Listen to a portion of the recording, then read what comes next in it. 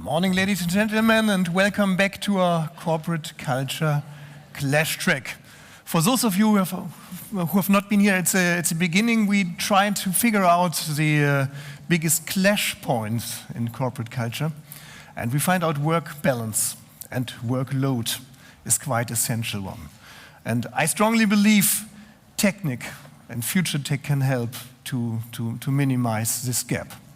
And just a tiny disappointment at the beginning. For those of you who expect a keynote from Google here, we do not do this. We do it even better.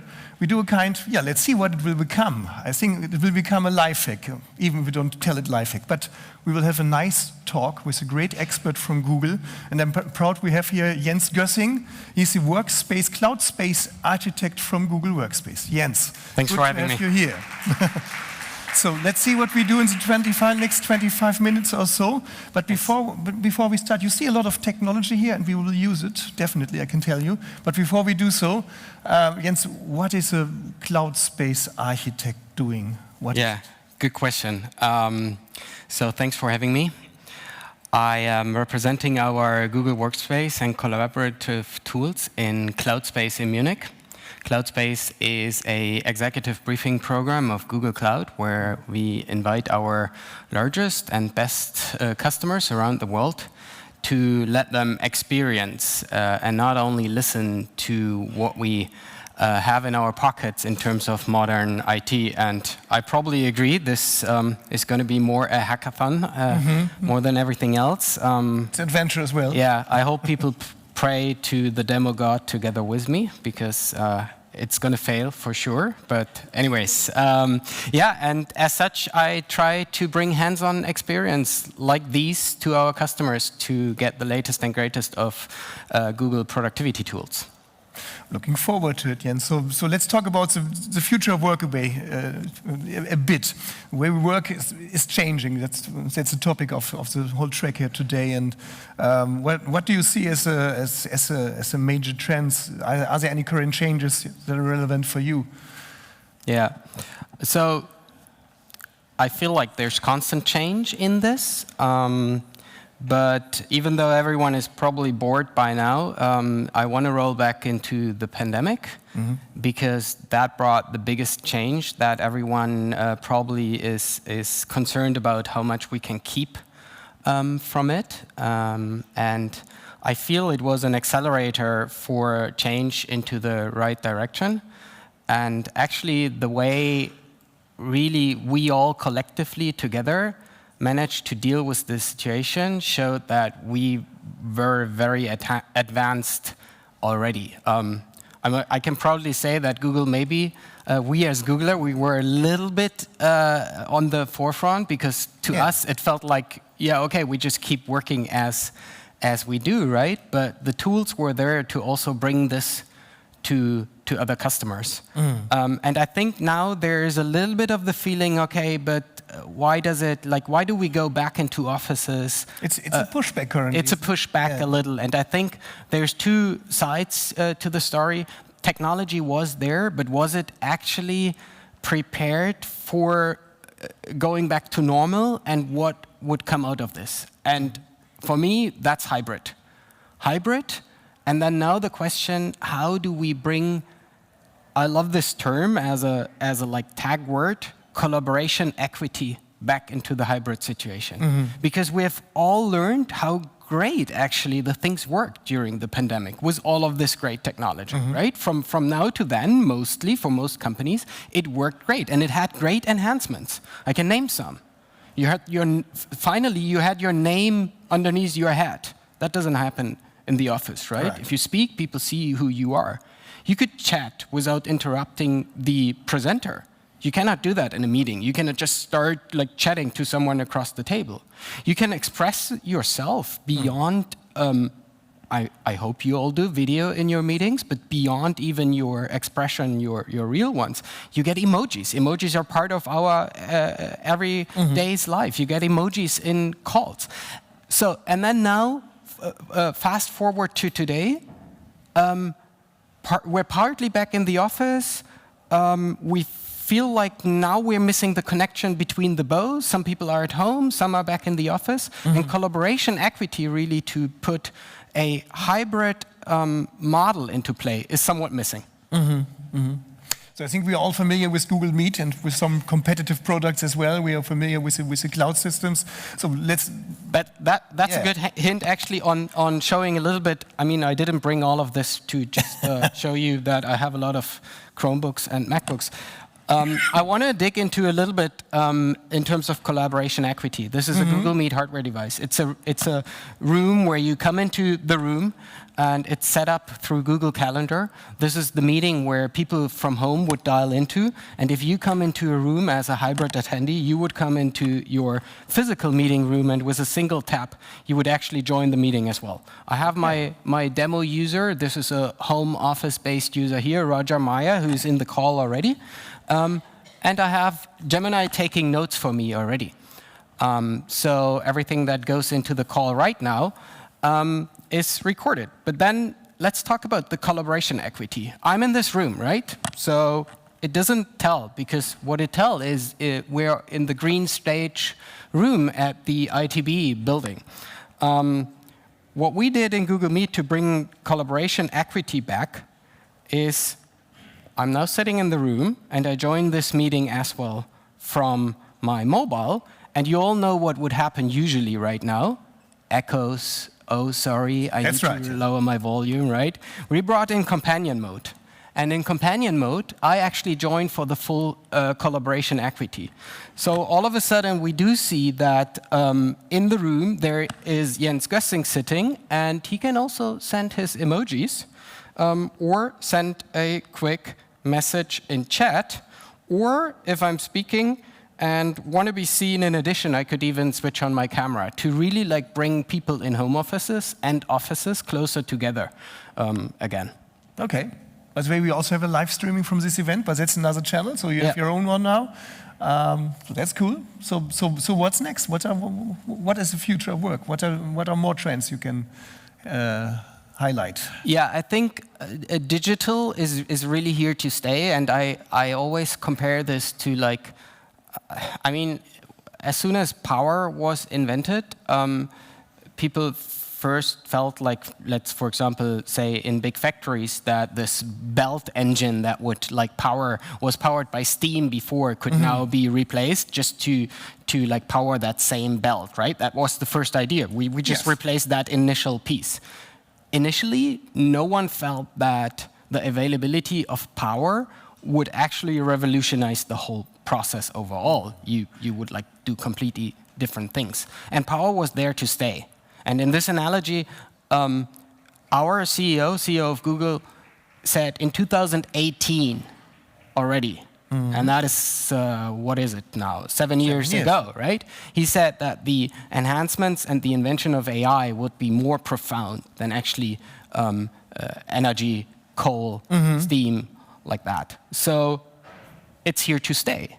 And that's why we at Google said, well, then let's bring it to the core of our productivity suite. Let's bring it into Google Workspace, and let's bring it into the hands, everyone's hands where they are, and let's make this an as normal experience as energy became today, for example, to make that span big.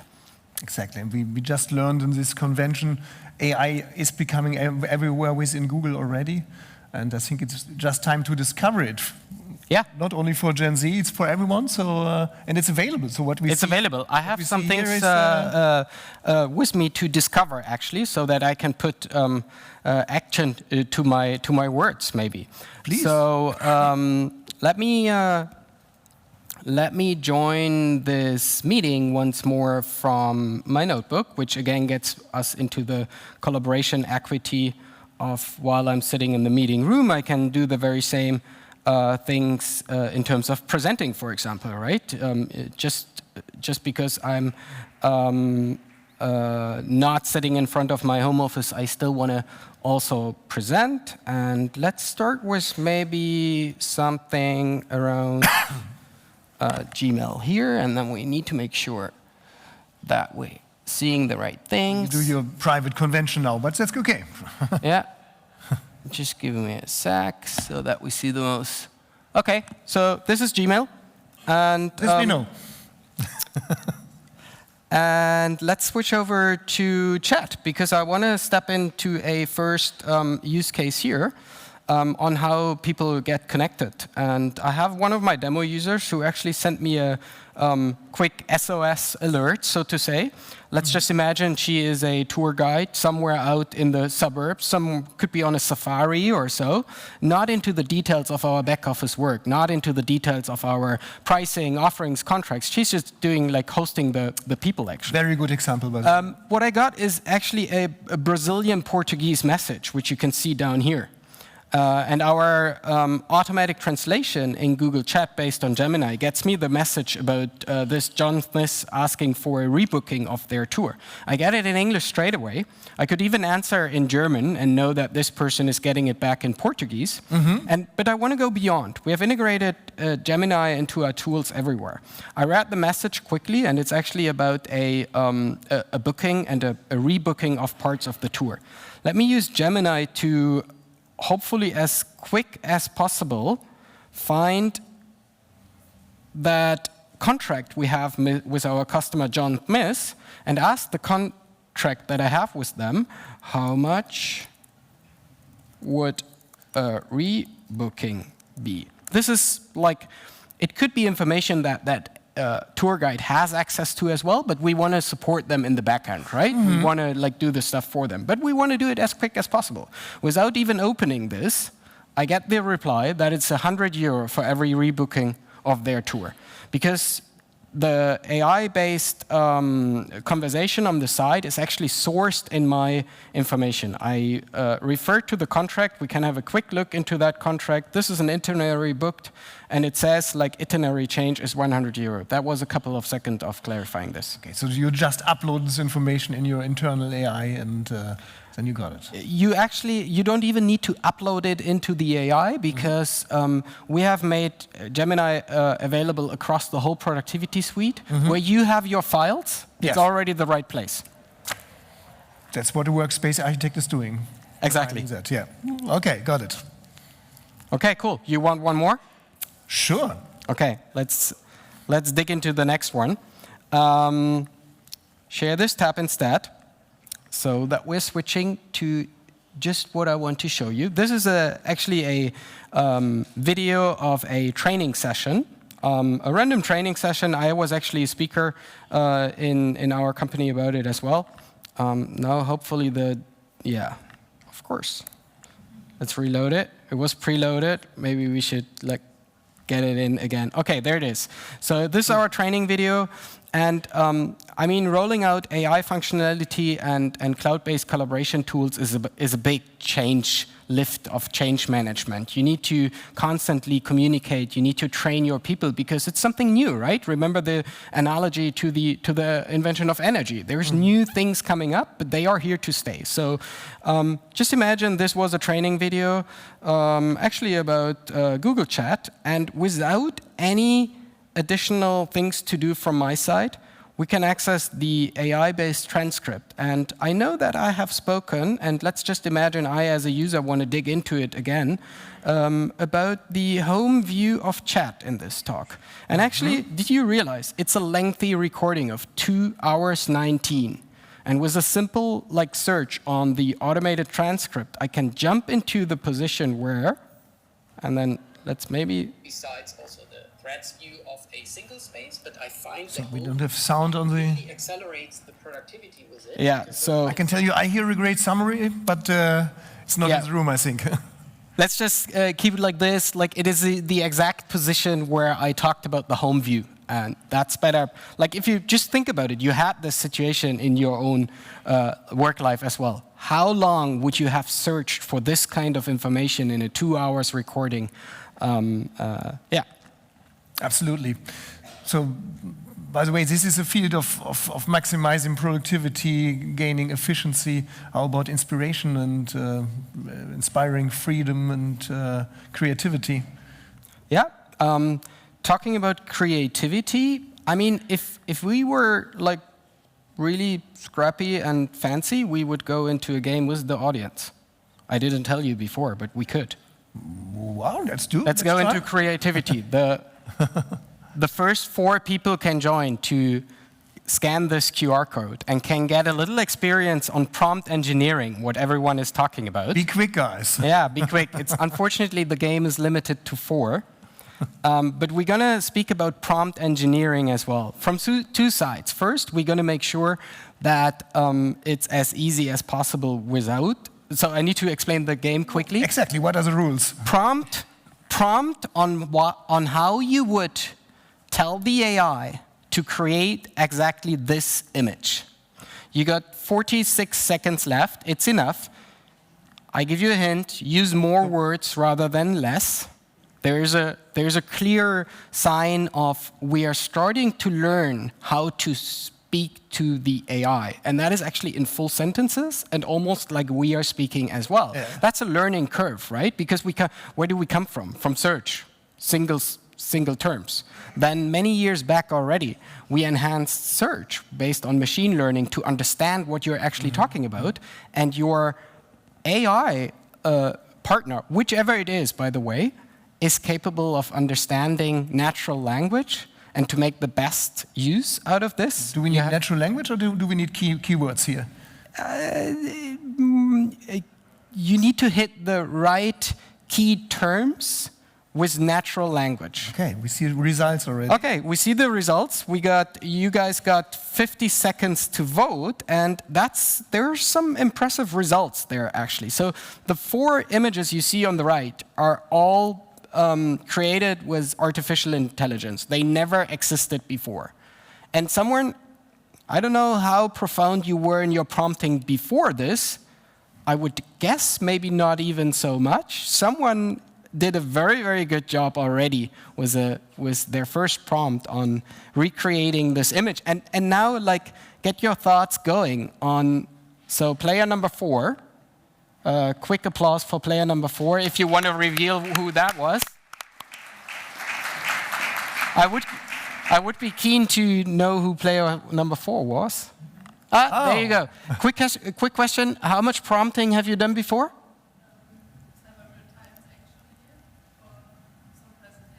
Okay, so you have done it before, but good job. Several times for some presentations, the lady said. So. Good job, yeah. Good job, definitely, yeah. And by the way, also pretty good job from the other trees. Exactly, yeah. Maybe another inspirational one. And I need to tell my colleague in the back to be ready to support me, because there we have solved the audio thing beforehand. Let's dig into Notebook LM. Who has heard of Notebook LM before? There's a little bit of buzz. Okay, so what is Notebook LM?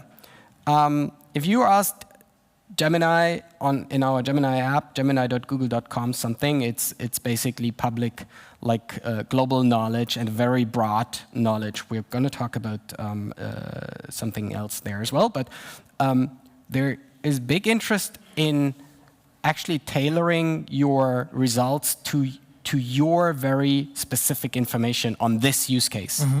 And that's what I did in Notebook LM here. I have an example of actually our federal foreign office. And let's just imagine maybe you have travel offerings to some certain countries. And you want to dig into the security advices of our lovely federal foreign office and understand, what is the best to travel to right now? What are the limitations, right? Very sexy and fancy topic. Very fancy topic, and that's why I choose exactly this fancy topic. So you can prompt the notebook and ask things about, is it safe to travel to Denmark? Because Denmark is part of this, yeah? And based on the grounding of the sources of the Foreign Office, you get, including citations, exactly the information you need about Denmark. But then now let's go into the more fancy part, because we have something in Notebook LM which is called audio overviews.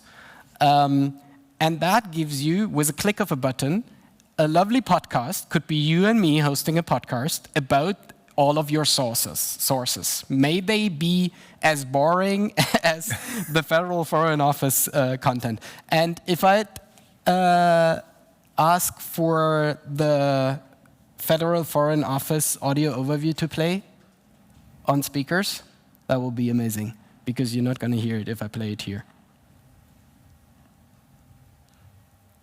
You know, sometimes you hear those travel horror stories like Louder, please. someone on a souvenir, or they took a picture of the wrong place, or a misunderstanding that like you look at something huge. Well, today we're going to move beyond those anecdotes and really take a deep dive into travel safety advisories. Those official whispers of caution from governments worldwide. We've got advisories from 5 countries: Denmark, Greece, the Philippines, Russia, and South Sudan. Okay, that's enough. I hope it was a little bit louder for you than it was for us, but I think yes.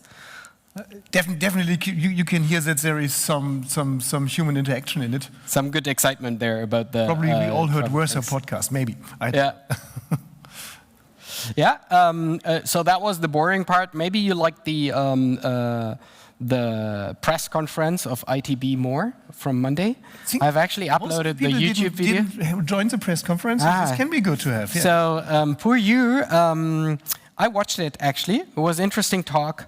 And I thought, like, why not loading that full YouTube video of the press conference? And by the way, you can do the same with this talk. As soon as it's on YouTube, you just put it in Notebook LM and you can ask the thing questions again, or you can create an audio overview and just get a better version of what we do here right now, because it's going to actually create a new podcast from it. So I remember that the Prime Minister of Albania has spoken about their airport infrastructure, but I have no clue what it was again. So why not let Notebook LM answer that question based on the grounding of that recording? What did the Prime Minister say about Albania airports? Airports or air services? Airports. Okay. Yeah, I kind of remember that he was speaking about airports. And within a glimpse, we get like a new airport will be opening soon and will be managed by Munich Airport. Okay, we should discuss that, maybe.